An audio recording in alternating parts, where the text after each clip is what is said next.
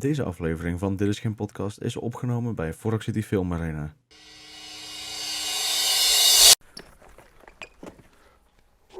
Hallo. Hallo. Welkom bij Dit is geen podcast. De podcast die opgenomen wordt op een rare locatie. En vandaag zitten we hier. In de Fork City bioscoop. In de Fork City bioscoop. Kijk, het logo staat ook heel mooi. Dit is echt een perfecte tuin. Ja. Hoe doen we dat? Dit is echt mooi gewoon. Dit is echt mooi. Nou, en daar gaat hij weer. Nou, doei. Hi. Ja, nee, maar zoals je ziet, we hebben de projector. Ja. Het Het is ons gelukt. We hebben ingebroken. Nee, dat is... De intro van deze podcast is: deze podcast werd mede mogelijk gemaakt door. We hebben niet ingebroken. Oh, kijk welk logo er nu staat. Het is ons. Oh, nu weet je zeker dat wij het zijn. Nee, maar welkom bij Dit is geen podcast. De podcast die eigenlijk altijd wordt opgenomen op een rare plek. En vandaag is de rare plek een bioscoopzaal. En dan kan je al raden. Welk onderwerp? Nou. Steve natuurlijk. Jobs. Ja, want die deed dat ook in het theater altijd zijn. Ja, toch? De iPhone 15 is uitgekomen gisteren. Wist jij dat? Ja, tuurlijk. Oh, nou. Dat heb ik al gevolgd. Het is een USB-C Nou, heb je en goed. niet meer de Thunderbolt. Fout. Het was Lightning. Ah, god, fuck! Het is allemaal natuurlijk, oké. Shit.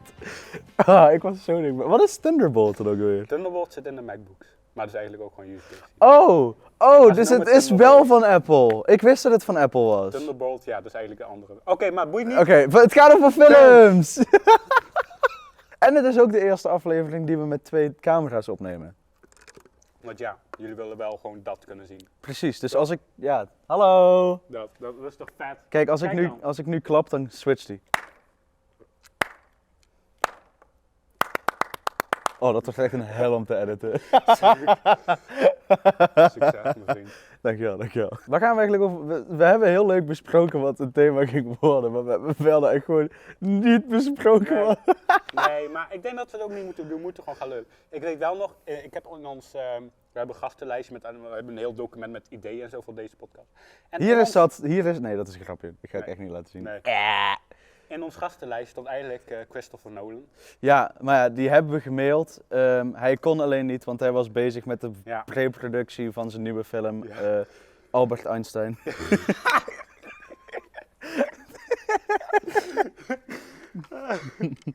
Nee. Een film waar Cillian Murphy overigens de hele film Duits praat. Zonder Duitse ondertiteling in Duitsland. En een hoed draagt. Oh, weet je dat ik me daar wel echt aan ergerde? Dat stukje Nederlands in Oppenheimer. Ja. Maar weet je wat het dus is? Voor Oppenheimer, de production assistant, of de DP, wat is dat? De director of cinematography, director of picture. Hoyte van Hoytema. Hoyte van Hoytema, klopt inderdaad. Die is Nederlands, Nederlands-Deens. Dus Ja. Cecilia Murphy had hem gevraagd van, yo, hoe moet ik dat zeggen? En toen had hij dat dus ingesproken voor hem, het hele weekend geoefend. En je verstaat er nog steeds geen kut van. Nee. Je verstaat er nog steeds Nee, geen joh. kut van. Kut is nog goed. Kut. In de botsing tussen deeltjes en atoom. Ja, er was volgens mij 1 woordje of zo die ik kon verstaan, maar... Ja, het schijnt ook dat het expres is gedaan dat het zo skeer is. Ja, serieus? Ja, want in de film zag je toch van, wat zegt hij toch? Meende ik, Ja, of zoiets. ja. Ja. Het schijnt wel dat Christopher Nolan bij, volgens mij, Rob Jetten op bezoek is geweest. Wajo. Omdat, ik weet niet zeker of het Rob Jetten is, pin me daar niet op vast, maar het is in ieder geval een politiek persoon in Nederland. Oké. Omdat hij in hetzelfde huis heeft gewoond als Oppenheimer. Ah, Dus Nolan is daar volgens mij 2 of 3 keer geweest. ja. Om even langs te komen en te kijken van, oh, dus hier Nou. woonde de vader van de atoombom, you say. Even inspiratie Even opdoen. inspiratie opdoen, ja toch? Lijkt me best cool. Ik vind Christopher Nolan sowieso cool. Te gek. Is Zullen die we het man- gewoon, de eerste deel, onderwerp 1 van de filmpodcast is Christopher Nolan. Christopher Nolan, we love you. Chrissy, de volgende filmpodcast is met jou. Echt waar. Echt waar. En je bent ook Dan van harte duurt uitgenodigd. het echt nog 8 jaar voordat we zeg maar de volgende. We Christopher Nolan, invite you if you're for watching this, please come join our podcast. I want to hold your hand. Wat een toffe gast is dat. Wat een top. Wat een filmsmaak. En het lijkt me ook echt een hele aardige dude gewoon Ja. om mee te spreken. Ja. Maar het schijnt ook, ik weet niet of je Zomergasten heeft gezien. Zomergasten met Hoyte van Hoytema, die was Ja. daar op bezoek. En daar vertelde hij ook hoe een beetje Christopher Nolan was. Die zei ja, een hele rustige man. En meestal, meestal kan je met hem ook heel goed over koeltjes Koetjes en kalfjes. praten. Ja. Ik kom er niet uit, jongens, vandaag. Dat lukt me allemaal niet meer. Hij is te zenuwachtig. Ik heb hem gezegd dat Christopher Nolan langs zou komen. Hou op, man. Ik ga dadelijk echt weg, hè. Niet nog een keer. Het was al pijnlijk om te editen in aflevering 1. Het lijkt me echt een goede vent. Maar ik denk dat we het toch wel even moeten hebben over zijn films. Nee, dat is niet nodig. Ik weet nu al wat hij gaat zeggen, zijn favoriete film. Ja, Zootopia. Oh, wat? Toch? Ja. Ja. Heel veel mensen vinden hem heel erg mid. Ja, dat weet ik. Maar ik ben echt in time travel nerd. Dus Ja. Maar dat is ook cool. Ik had het ook niet verwacht, want in de trailer zag je natuurlijk... We kunnen wel spoilen, internettijden gaan een beetje door elkaar heen. ja, nu moet ik ook weer een Tenet spoiler gaan toevoegen in het begin van deze aflevering. Je doet maar. Nee, Tenet is wel echt mijn all-time favorite. Echt closely followed bij de Interstellar en Inception. Echt masterpieces. Maar wat ik vooral vind dat Nolan heel goed kan, en dat is misschien niet heel erg... Het zat wel in Oppenheimer. Mhm. Wel, in Oppenheimer had je echt een paar twists aan het einde. Ja. Je had eerst Sox, of wat was het? Je had... Robert Downey Jr. Ik ben ja. even zijn karakternaam kwijt. Ja, geen idee. Nou, nee, maar mag. Sauce. Strauss! Strauss! Je hebt zo met Dr. Strauss die zo is van, haha, ik was het. I am the one who framed Oppenheimer. En dan is Freddie Mercury zo van, ja, maar joke's on you, fuck you. Nee. Hoe heet die acteur? Ik ken hem alleen als Freddie Mercury. Oh, ik ben echt... Hij speelt Freddie Mercury in Bohemian Rhapsody. Dat is alles wat ik van hem weet. Ja, en ik weet dat hij nu in Oppenheimer speelt, maar... Ja, mij moet je echt niks vragen over acteur. Ik weet alleen, ja... Nee, mij moet je echt niks vragen. Kunnen we nog even 1 keer switchen naar dit scherm alsjeblieft? Ik blijf het zo cool vinden hoe gewoon ons logo 1 keer in de minuut tevoorschijn. Ik denk dat hij zo tevoorschijn komt. Hey! Heeft hij mooi gemaakt, hè, die jongen. Nou, Even een applausje. ik heb hier een half uur over gedaan. Oké, hartstikke mooi. En nu Maar, staat het hier. ja, maar weet je ook waarom? Ik was dus gewoon aan het googlen van, weet je wel, free Adobe Premiere Spiral template. En ik kreeg alleen maar van die ronddraaiende Ja. dingen. Dus uiteindelijk was ik zo van, expanding circles. En dan was het van, After Effects. En toen was ik zo van, ja, maar dat wil ik niet. Want ik wil Premiere Pro, want dat vind ik makkelijker. En nou ja, toen uiteindelijk was het zo, fuck it, we animating circles. Hij is ook wel heel hallucinerend, hoor. Nou, Ja, kijk, toch? zo die Ik vind het echt wel... En ik heb ook gewoon zeg maar, het kleurenschema gebruikt wat we gebruiken. Dus ik vind het heeft wel wat. Ik vind onze logo past er echt heel lekker bij. Maar het logo van Frog City past er ook gewoon echt heel lekker bij. Heb je lekker gedaan. Ja, toch? Oké. Maar we gaan terug. We gaan terug. Ja, sorry, even afgeleid. Nee, maar Tenet, ik ben gewoon een time travel geek. Ja. De eerste keer... Tenet is denk ik de film die ik echt van alle films het vaakst in de bioscoop heb gezien. Oh, je hebt hem ook echt in de bioscoop gezien? Wil je weten hoe vaak ik hem in de bioscoop heb gezien? Vertel. 4 keer. 4 keer, jongens. 4 keer. 4 keer. Nou. En volgens mij ben ik ook echt gewoon 2 keer met mijn vader Ik heb geweest. volgens mij maar 1 keer, 2 keer een film gezien in de bioscoop. En dat was volgens mij de Mario film. Die heb ik ook 2 keer gezien. Maar dat was zo, Bachman gaf me toe een paar keer wel wat gratis kaartjes of zo had hij over van de bioscoop. Oh, Een stuk of, ja volgens mij waren het een stuk of 10 of zo. oh. Dan kon je gratis naar de bioscoop, dus... Nee, ik heb, maar weet je wat het ding is? Ik heb gewoon best wel veel vrienden die zeg maar in diezelfde geeking zitten als mij. Dus ik heb Avengers Infinity War en Endgame een paar keer gezien. Ja. Omdat ik dan gewoon met verschillende mensen ging. Maar ja, het voordeel van, ik hou ervan om te speculeren op film, zoals er iets gebeurt van, maar welke invloed heeft dat op dat? Ja. En dat is als je hem 2 keer ziet. Ik let de eerste keer altijd op het verhaal en de tweede keer dan ga ik op de details letten. De tweede keer ga je toch van, oh zo zat dat. Ik had dat bij de Mario film ook, want zeg maar, tussen die eerste en tweede keer had ik zo'n easter egg video gekeken van New, wat is dat, Newgrounds of New... Ja. En wel dan, oh mijn god, dat klopt. En het is Donkey Kong en dat is allemaal Street Fighter en dat valt je de eerste keer. Nee. Die film zit zo bomvol met easter eggs. Echt, dat hebben ze echt goed gedaan. Daarom vind ik ook die nadenkfilms vind ik echt goed. Bijvoorbeeld, ik had laatst een paar keer, was een film op Netflix, dat was Oxygen of zo. En die heb ik echt een paar keer gekeken om hem echt goed te snappen. Oxygen, ik weet niet of ik ken hem. Nee, ik ken hem niet. Ja, Wie speelt erin? Dat is een Franse film trouwens. Ah oui oui, Oxygen. Ja, nee, het is echt... En het, eigenlijk is het grappig, die film is eigenlijk één grote scène. Oh, dat is wel lijp. Dus echt, ja, je ziet meestal... Ja, dit is maar in één ruimte... speelfilm dat is die echt speelt, cool. man. Dat is wel echt cool. Zo'n films kunnen echt een vibe zijn af en toe. Weet je wat ik ook cool vind? Maar dat is een serie, geen film, maar fuck it. Ken je Inside Number 9? Ja, ik heb er wel van gehoord. Ja, Dat is die, een Britse serie van Steve Pemberton en die andere, dat zijn 2 comedians. Maar het gave is, die speelt zich dus altijd ergens af met nummer 9. Dus dat kan huis nummer 9 zijn, Ja. hotelkamer nummer 9. Er is een aflevering die begint met een schoen die maat 9 is in Engelse Oké. maten. Dat Ja. vind ik, het is een beetje Black Mirror, alleen dan Brits Mhm. en in mijn ogen ook net wel beter. Oké. Ik vind Black Mirror sowieso ook wel gaaf. Ja, maar het ligt eraan welke aflevering. Ja, het gave van Black Mirror vind ik eigenlijk wel, je kan seizoen 2 pakken en dan aflevering 5. En je hebt seizoen 1 aflevering 1 tot en Ja. met 10 niet hoeven te zien, weet je Maar wel. soms skip ik ook gewoon afleveringen hoor. Zo, Ja, als ik denk van, ja, nou, ik nee, kom heel dat lastig snap in, ik wel. nou ja, dan volgende. Maar ik ben sowieso wel voorstander van series. Ja. Waar weet je wel af en toe een callback komt, maar die je Ja. echt niet 1 op 1 hoeft te gaan kijken. Want daar heb ik soms ook gewoon geen zin in. Oké, maar nu even, welke series moet je gezien hebben, zo'n beetje op Netflix? En wat zijn de main, die moet gewoon ieder persoon zo'n beetje gezien hebben? Ja, dat ligt er een beetje aan wat je leuk vindt. Jij zegt als, toch van, dat de- moet je gezien hebben. ja, kijk, als je van Star Wars uit The Mandalorian en Book of Boba Fett, Mhm. die zijn gewoon goed. Als je te veel tijd over hebt, Star Wars Rebels. Mhm. Op Netflix, The History of Curse Words met Mhm. Nicolas Cage. Het zijn echt afleveringen van een kwartier. Ik heb ze een keer samen met een vriend op Discord gekeken een hele avond. En dat was echt een hele goede avond. Top. Ja, maar Heb jij nog series waarvan je Ja, zegt ik zat te denken, gewoon Netflix, je weet wel, de Breaking Bad. Ja, die serie, ja, weet je. eens. La Casa de Papel moet Ja. ook, een beetje. Lupin vind ik ook Lupin heel goed. moet Die ook vind ik ook weer echt zien. goed. Een beetje die main, Mainstream. Maar ik vind Idris Elba sowieso... ja. Oh, dat is helemaal niet Idris Elba die dat doet. Dat is die Franse dude. Ja. Ik haal die twee altijd aan elkaar. Ja. Idris Elba die speelt in... ook veel. Ook een goede acteur. Die wil ik ook een keer in een Nolan film zien. Idris Elba. Dat is Heimdall en Thor. Ja.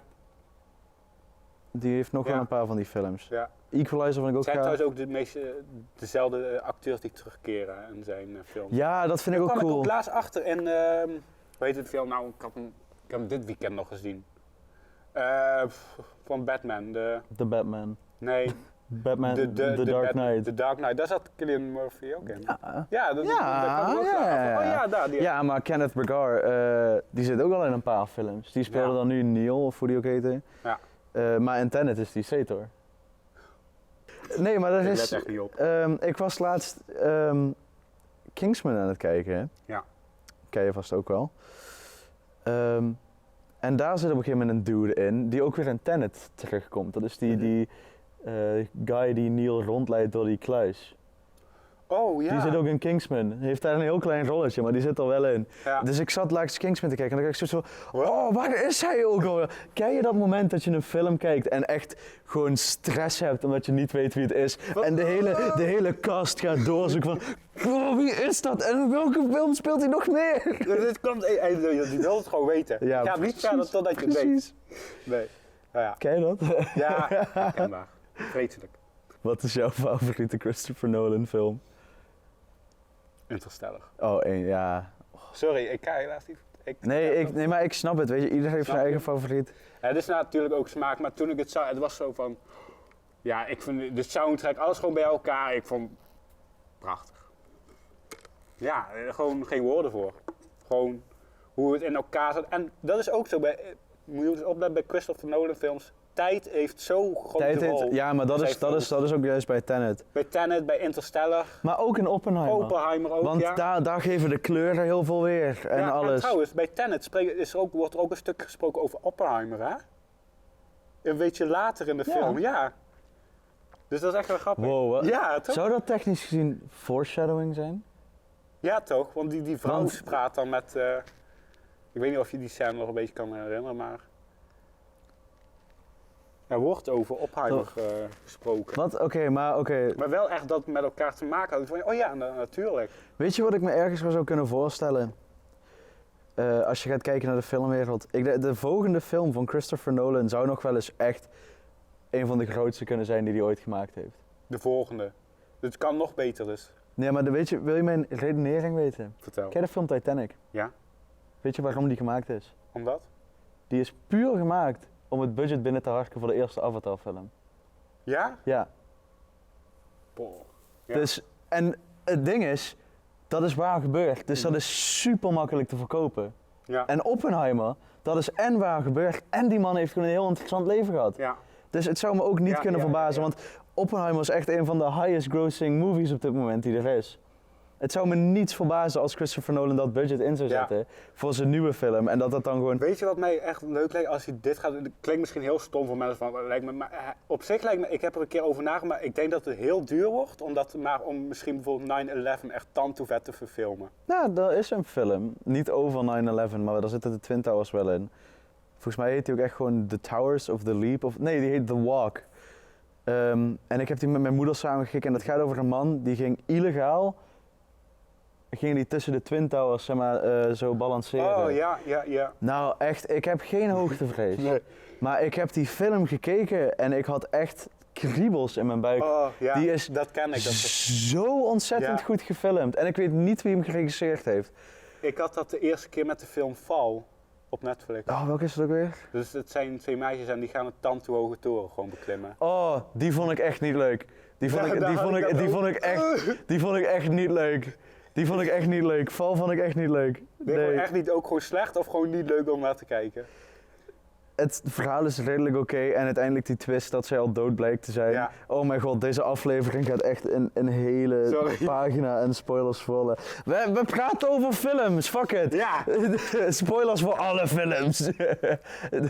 Thanos gaat dood aan het einde. Dumbledore fucking dies. Iron Man sterft ook. Zendaya vergeet wie Tom Holland is. Oh, maar die ik weet niet. Die deed wel pijn. Ja. Die deed wel pijn. Oh, dat was het. Tom Cruise. Smash. Nee, dat is niet wat ik bedoelde. Dat was het volgende. Ik wou gewoon even... We hadden het over Christopher Nolan. Ik wou het even over Tom Cruise hebben. Alsnog Smash. Oh. Nee. Die man is 5 keer zo oud of zo. Daddy.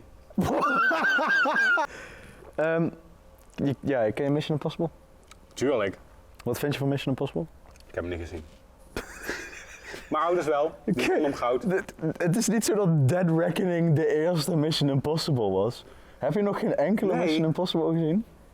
Ah shit. Heb je Het is nog niet op mijn pad gekomen. Top Gun? Top Gun wel. Ja, dat is ook Tom Cruise. Ja, maar dat is met de straaljagers. Met de straaljagers. Pfiou. Wat vind je van Nederlandse films? De Nederlandse filmindustrie. Kunnen die er wat van? Nou ja, zal ik je eens even vertellen welke films ik allemaal gezien heb? Nou, Welke Nederlandse films ik allemaal gezien heb? Het paard van Sinterklaas. De club van Sinterklaas. gaat die hele Sinterklaas. Ik kreeg vandaag weer reclame volgens mij dat de Sinterklaasfilms er weer aankomen. Ja, ik krijg het ook op Instagram om de zoveel tijd van allemaal van die Nederlandse En er zit mensen die ik dan altijd- volg.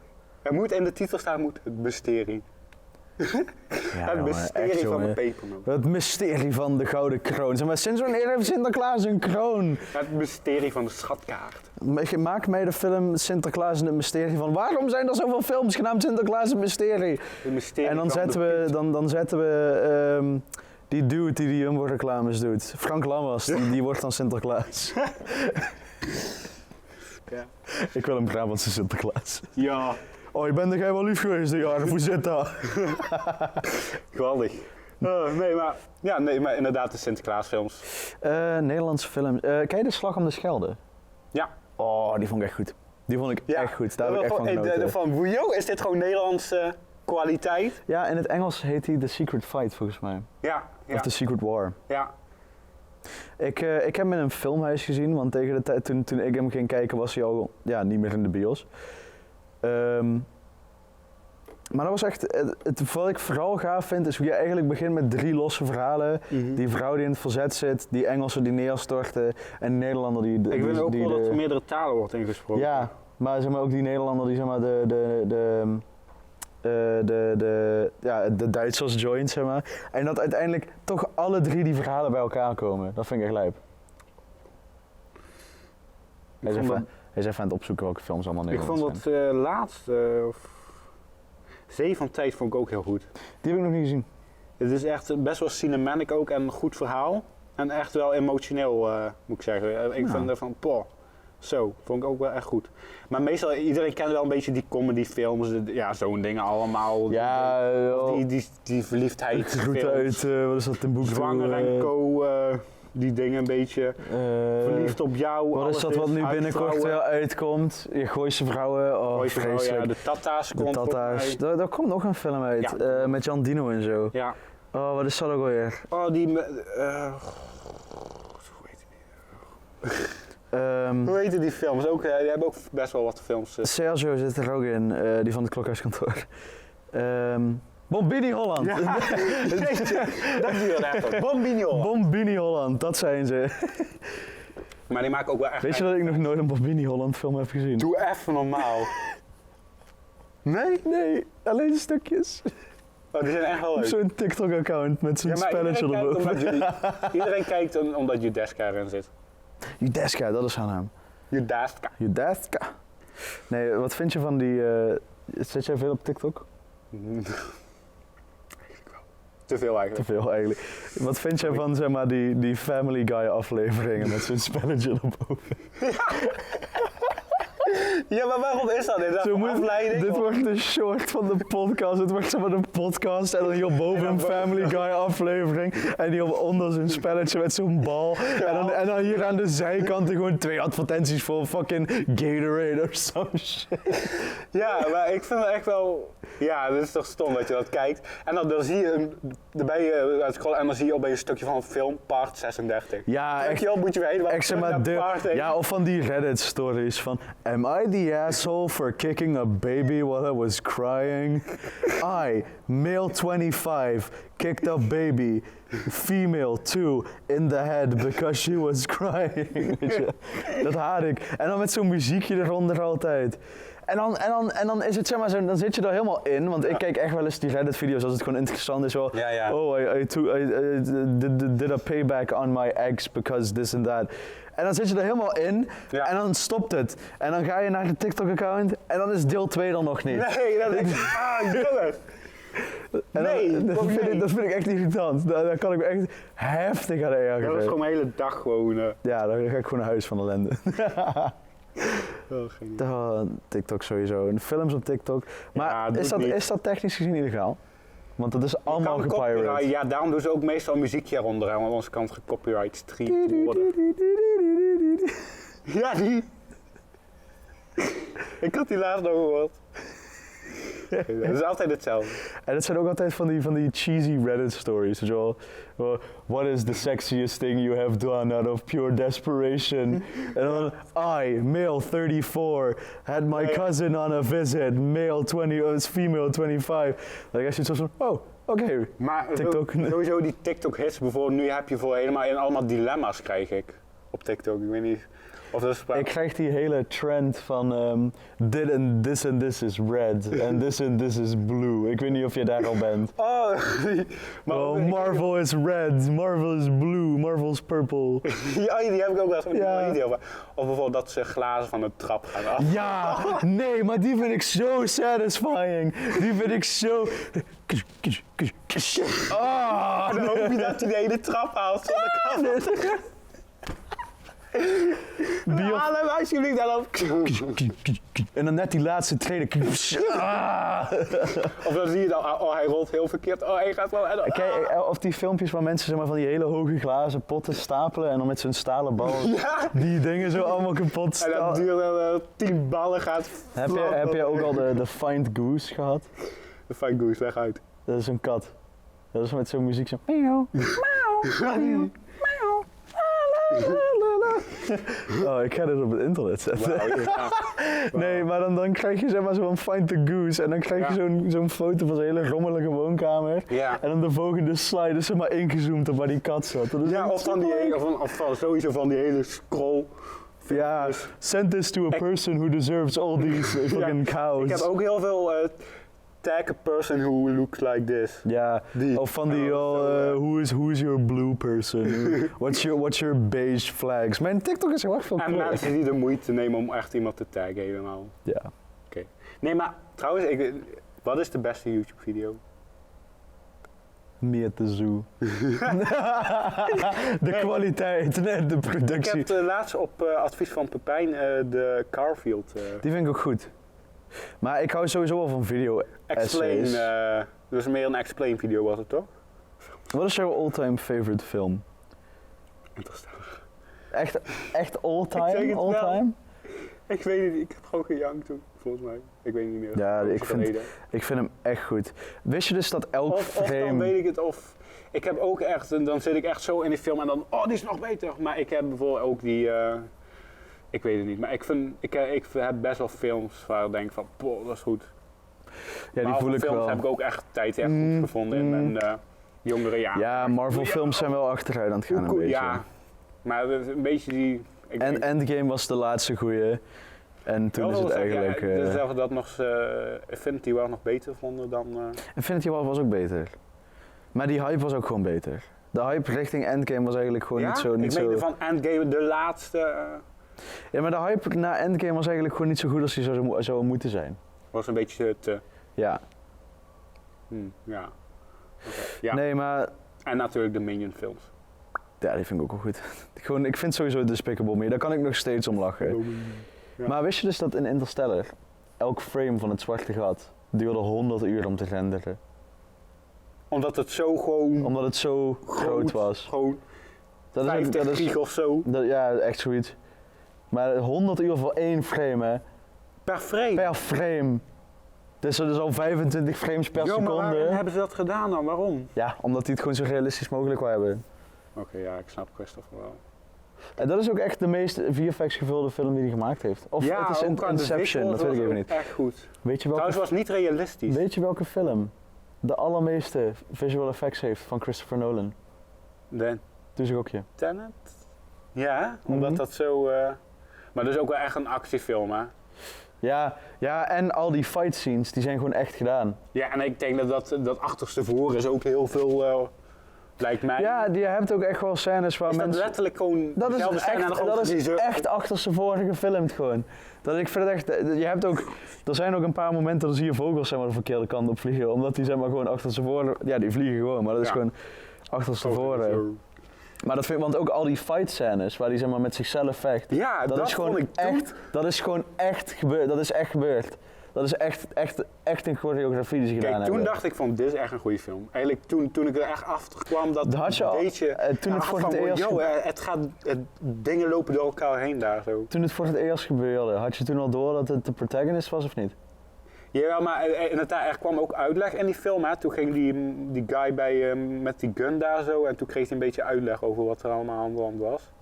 Dat vond ik toen dacht, oh, joh, interessant. Maar zeg maar, als het moment dat de protagonist zeg maar, tegen zichzelf vecht in Ja, Rotas, ja. had je toen al door dat het de protagonist was toen je hem voor het eerst keek? Ja, toen weet ik eigenlijk niet meer. Ik was, nee, kan ik niet zeggen. Want voor mij was dat toen echt, wow!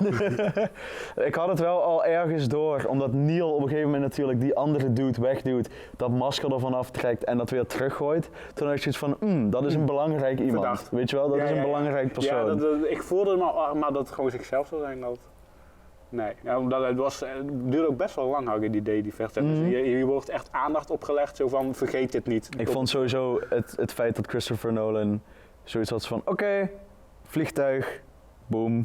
Ja, ja inderdaad, die vliegtuig... Dat is ook wel grappig hè, want daar zag ik toevallig laatst iets van. Maar ik denk dat ook alles wat echt gebeurt, of wordt het gewoon geëdit? Nee, dat vliegtuig is echt gecrashed. Dat is echt gecrashed. Ik weet dat, ik zag laatst toevallig een interview met Nolan, of een van de production assistants. En die was van, het was een production assistant. Ja, I called Christopher Nolan and I was like, how big of a plane do you want? Because I think I can get you a plane. Wauw. Wow. Ja, handig. Ja, toch? En hij dacht, oké, top. Ja, maar Christopher Nolan had dat ook echt niet. Ja. Ik bedoel, dat ruimteschip in Interstellar is gewoon een miniatuur, hè? Ja, dat is natuurlijk allemaal echt gerenderd en zo. Maar En al die truckflip en Batman en zo is allemaal echt gebeurd. ja, kunnen we zeggen dat wel Christopher, of we zeggen gewoon heel de regisseur is van momenteel. De regisseur. Eens. Ja, de regisseur. Ja, jawel. Ja, weet je, het is jammer dat hij niet zo heel veel werk doet, maar hij Ja. schrijft en regisseert Nee, maar zelf. ik denk dat hij ook wel lang doet over films. Echt dat Ja, nadenken. meestal zit er een jaar of 4 tussen. Toch wel doet hij over? Tenet en Doet hij dan Oppenheimer ook zat een 3 poosje tussen. niks of gaat hij ook de film klaar en bam, volgende? Nee, ik denk wel dat hij een poosje niks doet. En dan even weer nadenken. Dat is Wat was de hiervoor? Voor Tenet. Oppenheimer? Ja, toch wel. Ja, die was 2009, 20. 2020, oké. Ja, dat is waarom Tenet ook best wel hard geflopt is. Ja, Omdat dat is natuurlijk midden tijdens corona. toen al bam. En Ja. wat Ja. is daarvoor? Oh, dat weet ik even niet meer zeker welke daarvoor Of zit. Interstellar is al een poos geleden volgens mij. Toch? Ja, ik weet niet. Volgens mij Inception. Oké, ja, kan ook. Maar en trouwens, Oppenheimer is ook de enige die... ja, ik ga dit even uitleggen. Ik ben hier te nerd voor. 70 mm analoge film. Ik ga even uitleggen wat dit is. Veel mensen weten, normaal als je film draait, doe je dat met een digitale camera. Dus je hebt een sensor, in de camera zit een sensor en die vangt het licht op. Christopher Nolan dacht, ik ga het anders doen. Ik wil het, voor het effect en voor het beeldkwaliteit wil ik het toch beter doen. En hij gebruikt dus nog analoge filmcamera's van IMAX. Wil je even ook nog wat vertellen? IMAX film sowieso al op filmrol. Ja, oké, nou sowieso ja. Dus hij gebruikt IMAX dus. En dat is een analoge film. op filmrol. Oké, analoog filmrol. Maar dat is dus eigenlijk, het zijn dus allemaal dus nog van vroeger. Dat kan je misschien nog van, inderdaad. Heb je er een foto van gemaakt net boven? Ja. Dan zie je het hier nu. Dat zijn We analoge waren net boven in de schietruimte en daar stond er nog één. Een rolletje en die wordt heel snel door die machine heen gerold. Zodat je als je het projecteert, dan zie je het echt als Ja, dat- beweging in beeld. Het dat- zijn allemaal fotootjes die heel snel achter elkaar worden Ja, laten het zien. draait hè. En dat Ja. is wat er gebeurt. Je hebt een lamp en die knippert 25 keer per seconde. Ja. Kunnen wij niet zien, want ja, weet je, Daar zijn we te incapabel daar zijn wij voor. mensen hebben maar 20 frames per seconde. Nee. Ja? Ik weet even niet meer waar het op zit, maar volgens mij tussen de 20 en 30. Ja, en voor film heb je 25. Voor film is 25. 24. Ja, dit is nog 25, wat Oké. boven hing was 25. Oké.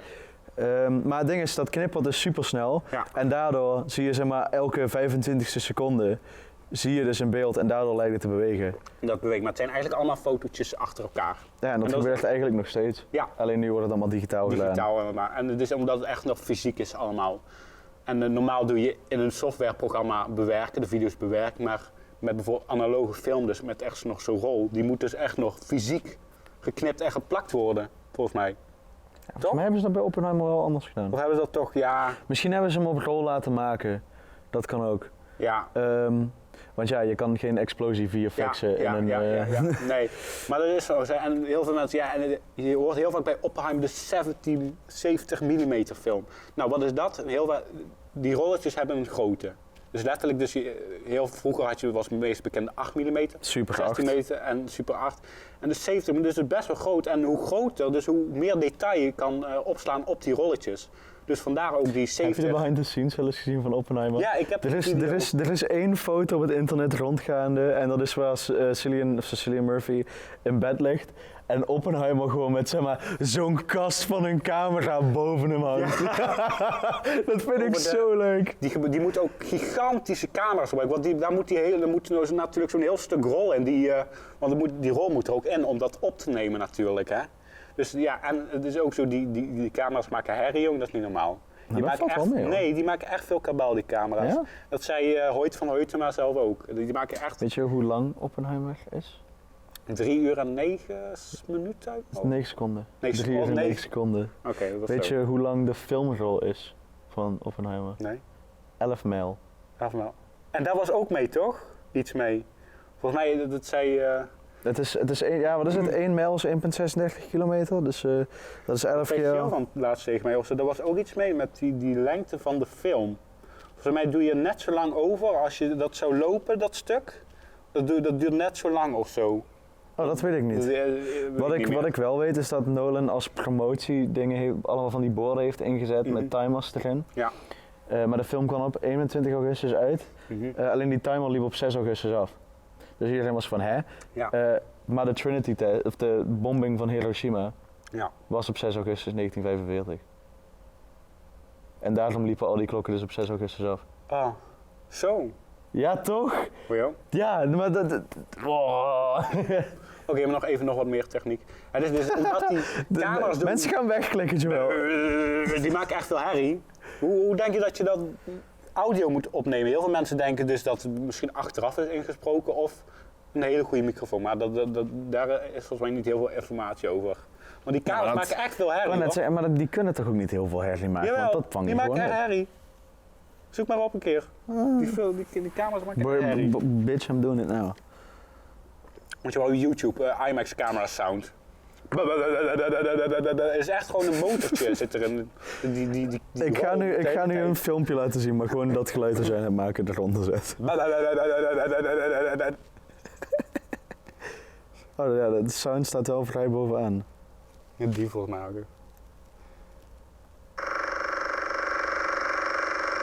En dan moet Dit is de camera hoor. ja. Ja, inderdaad, oké. Film daar maar eens. Ja, omdat Film daar, acteer daar maar eens mee, inderdaad. Ja, maar dat is misschien ook irritant, ook een uitdaging voor de acteurs natuurlijk, want die moeten nog niet afgeleid worden dat het geluid de Ik hele heb het tijd. even opgezocht. 11 mijl is 17,7 kilometer. Oké, maar daar was dus iets mee. Dat is hoe lang de camerarol van dingen is. Oké, Oppenheimer. Dus de titel van deze wordt echt Christopher Nolan, Oppenheimer en meer Oppenheimer. Het blijft een goede film. Ja, dan gaan we niks zeggen over de film, hoe goed die is. Maar, Nee, daar valt niks over te zeggen. Hij was gewoon goed. Hij was gewoon goed. Nou, toch zegt mijn natuurkundedocent dat hij er niks aan vond. ja, dat is... Ja, maar dat is... Ik snap het ook ergens wel, want het is een beetje een filmfilm. En ik denk het is wel een praatfilm. ik denk dat mensen ergens ook wel een documentaire verwachten of zo. Ja. Terwijl, ja, dat zou Nolan niet doen, maar ik snap de En je verwachting moet ergens echt wel. opletten. Als je even niet oplet, dan denk je, wat? Dan mis je wel veel, ja. Nee, het is 2023. We gaan tegen het einde. Het is september 2023. Wat zijn goede films die zijn uitgekomen dit jaar? Dit jaar, naast Oppenheimer en Barbie. Ik heb Barbie niet eens gezien trouwens. Ik wil hem zien. I want to see the Woman movie. Gaan we samen kijken. Fuck yeah. Nee, Asteroid City van Wes Anderson is uitgekomen. Ik heb dit jaar helemaal niet... Ja, is Mario dit Ja, jaar? Ja, dat was Mario. dit jaar. Dat vond ik... Peach, you're so cool. Nee, wat is nog meer uitgekomen dit jaar? Barbie, de Super Mario, ja, Mission Impossible, die vond ik ook erg goed. Maar voor volgend jaar heb je waarschijnlijk niks te doen in de bioscoop, wordt voorspeld. Omdat er natuurlijk de filmcrisis momenteel gaande is. Ja, nou ja. De schrijvers krijgen te weinig betaald en daarom gaan Mission Impossible komt waarschijnlijk wel uit, want daar zijn ze al bijna mee klaar. Oké. Maar er is bijvoorbeeld heel veel vertraging in film. Een serie bijvoorbeeld. En ik snap de writer's strike echt. Ik snap het wel. Ja. Ik sta ook zeker achter ze. En het is ook echt zo dat ik wel echt even onderzoek heb gedaan naar het een en ander van kunnen we een podcast uploaden? Is dat zeg maar oké voor de writer's strike?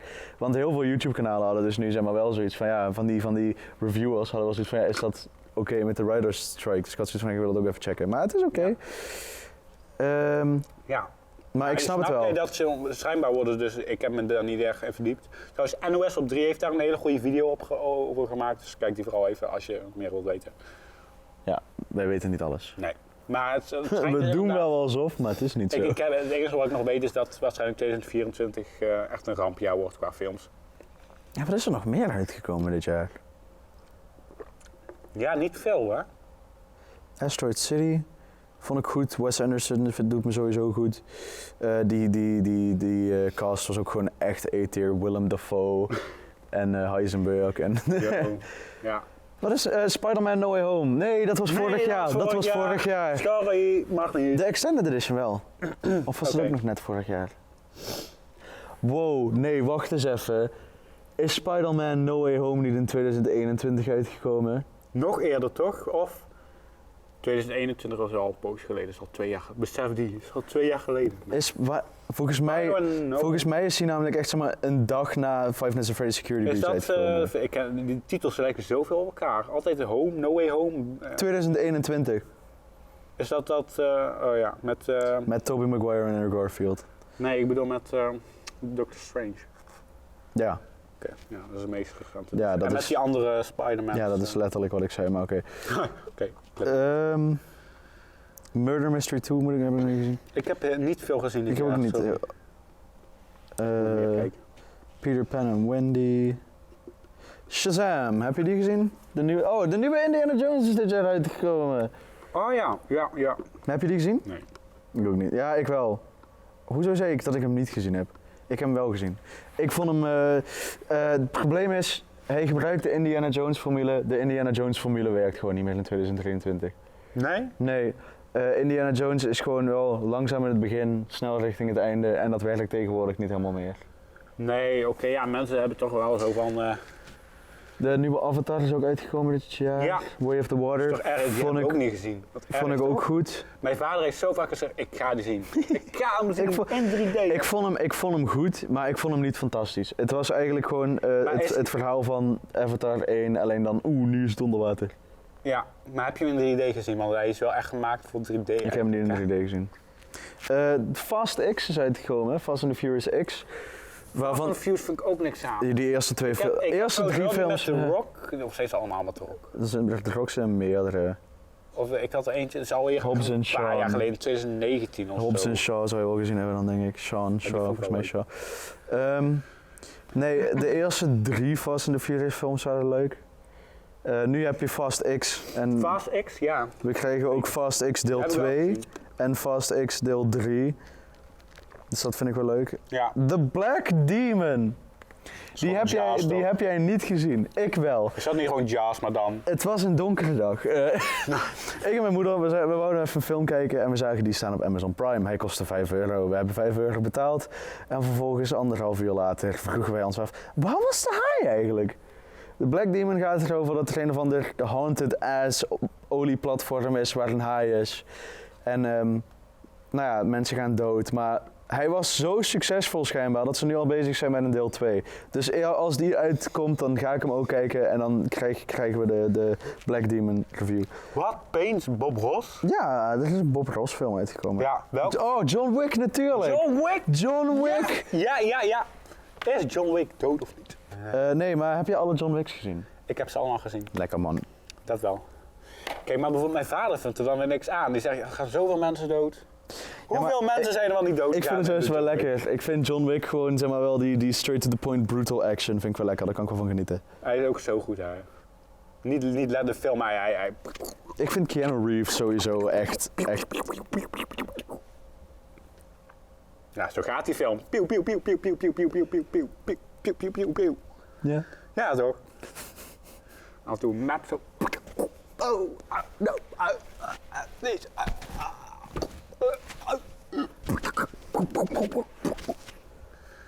Ja, zo gaat het. Welkom bij Dit is geen podcast. Keanu Reeves wil ik ook een keer op de podcast hebben, doet hij vast wel. Hello, I'm Keanu Reeves, I'm on the podcast. Maar ik vind John Wick zijn gewoon his voice. Ik vind Keanu Reeves zo gewoon... Ja, maar hij zegt volgens mij ook maar 33 woorden in die laatste film. Hij zegt echt weinig. Wat is echt zo'n dingetje die jij altijd zegt of zo? Echt zo van... Yes. Ja. Yes. Yeah. You killed my dog. I'm mad now. Whatever you do, just don't kill his dog. Als je John Wick zijn hond met rust laat, hij leeft... Als de hond nooit vermoord was. Ja. Of met dat nooit gebeurd was geweest bij die pompstation. Ja, maar bij het pompstation gebeurt niet zoveel. Jawel toch, toen is het... Ja, dat zet het wel in motion. Maar het is pas het moment dat zijn hond vermoord is dat John zoiets heeft van... Oh yes, how about we rip and tear until it's done. Nou, oké, dat was films. Films. Dit was echt vooral gewoon praten over echt alles wat er binnen schoot. Dus hopelijk kon je er wat mee. Hopelijk heb je een beetje kunnen genieten van onze, ja, wat zal het zijn, onze uur dat we gepraat hebben over gezeik en filmgezeik. Maar daarbij, ik denk dat de volgende aflevering, we hebben films gehad, is het dan niet gewoon logisch om de volgende aflevering over muziek te laten gaan? Music. Ja. Dus oproep bij deze aan een muzikant die ik hier eigenlijk al graag tussen ons in heb willen zitten. Waar we hartstikke fan van zijn. Hij is in aflevering 1 genoemd. Echt? Ja. Toen stond hij zelfs op jouw hoofd. Oké. 2 niet, volgens mij. 2 niet. En maar nu gaan we maar nu wel. Dus we willen een keer een muziek over... we willen een keer een muziek over aflevering. Ja, toch? Goed, we willen een keer een aflevering over muziek. En dit is een oproep naar the one and only Mr. Brolin. Broodje. Ook wel bekend bij ons als Broodje. Ja, we hebben het je al een keer gezegd, maar come join the podcast. Wie weet kunnen we ergens een studio regelen waar we kunnen gaan zitten. En dan gaan we daar zitten en praten over muziek. Dus ja, dankjewel voor het kijken, dankjewel voor het luisteren. Ik hoop dat je iets hebt gekund met ons gezeik. Tot de volgende aflevering. Houdoe.